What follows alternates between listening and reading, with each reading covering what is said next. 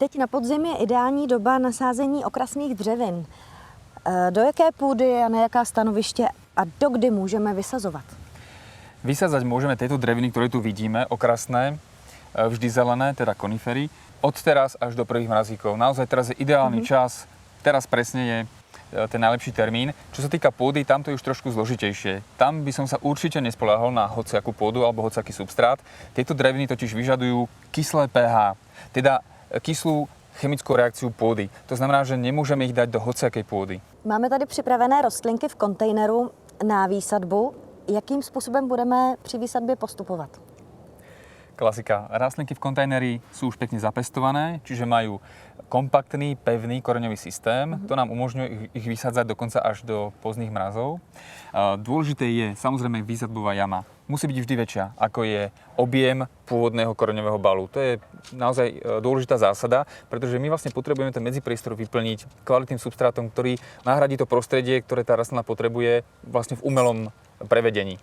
Čiže väčšia jama, vyplníme substrátom zeminou určenou na azalky a rododendrony, zasadíme kyslomilnú rastlinku, utlačíme a zalejeme. Je potřeba ještě nějakým způsobem přihnojovat? To je výhoda práve takýchto už pripravených substrátov alebo zemín pre azalky a rododendrony, že obsahujú všetko potrebné, čo v tom štartovacom období rastlinka potrebuje. Čiže tam vlastne už je hnojivo, je tam optimálne pH, je tam všetko, čo potrebuje do zimy. S hnojením môžeme s ním začať ale až potom v ďalšej sezóne.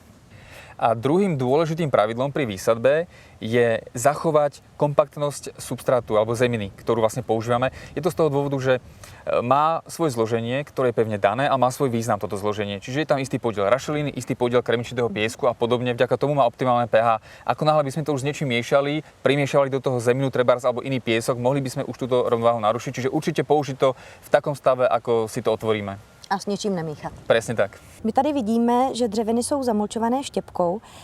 Je to vůbec nutné?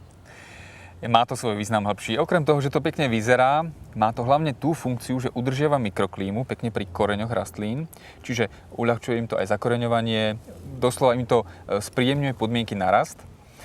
A okrem iného, dokonca im to dodáva aj živiny. Koniec koncov, veď sa tá štiepka aj kôra podrevená časom stráca a ten priesak alebo priesak dažďovej vody alebo závlahy, ktorý preniká ku koreňom, vlastne dodáva živiny rastlinám. Je pravdou, ale že sa potom stráca a počasie ju treba doplňať. Ano, přesně tohle se stává i mně, takže musím každý rok doplňovat. Je ještě nějaká jiná možnost? Áno, doplňovať sa musí klasická kôra drevená, ale existuje aj tzv. Píniová kôra.